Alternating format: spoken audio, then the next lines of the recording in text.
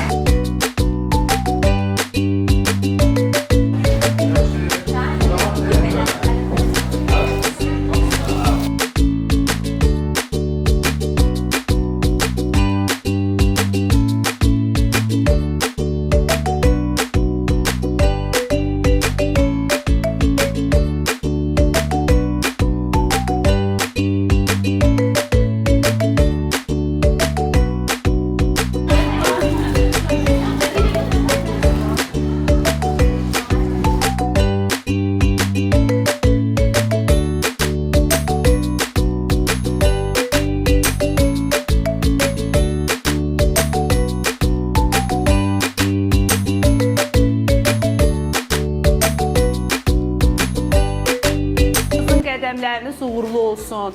Hamınıza bol-bol uğur arzu eləyirəm. Bugün artıq ikinci evinizə gəlmişsiniz, bilirsiniz. Burası artıq ikinci evimiz olacaq. Hər birinizi təbrik eləyirəm. Məktəbi çox sevəcəksiniz, sinifinizi çox sevəcəksiniz uşaqlar. Hər birinizi öpürəm, bağrıma basıram. Yəqin ki, şeirləriniz var bizim üçün. Şeir öyrənmişsiniz hamınız. Yaxşı, buradan, bu sıradan başlayaq. Eşən şeir deyəcək, ucadan. Diyorsan yadımdan çıxıb. Yaxşı, şeir. Uşaqlar, alqışlayaq. Yadına salanda gələrsin, yaxşı. Gel qızım. Sen bizim mehriban bir anamızsan. Əyləş. Böyle her kelimeye, her sözden yerin göğün sirrini odur öğreten bize.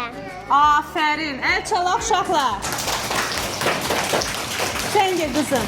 Qızım gəlsin. Mesela ey ana yurdum, istik oyununda ben yuva kurdum. Söylen düşen her yere cümsen, sen ne güzelsin. Ey ana vatan. Afərin. Əl çalın. Ay, sağ ol. Əyləş. Məşrəfə, yolanır, ayağı köpərə. Afərin. Əl çalaq Elmirə. Əla. Aha. Rəndi karandaşlarım, əlifba kitabım var. Mənim məktəblidə çağıracaq uşaqlar. Afərin. Əl çalaq uğura. Afərin. Qəşəng. Əyləş. Gel qızım sona.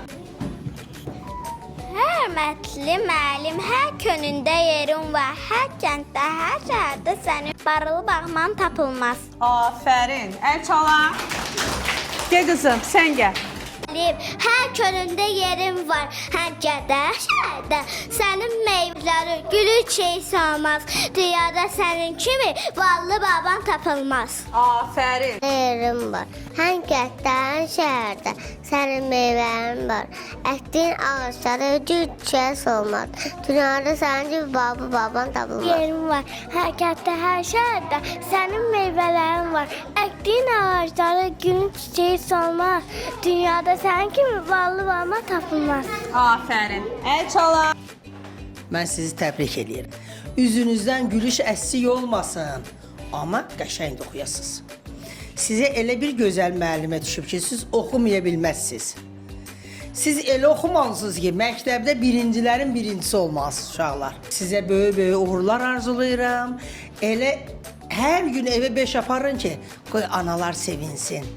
Çünki biz oxumağa gəlmişik. Biriniz müəllim olacaqsınız, hərəniz bir sahədə olacaqsınız.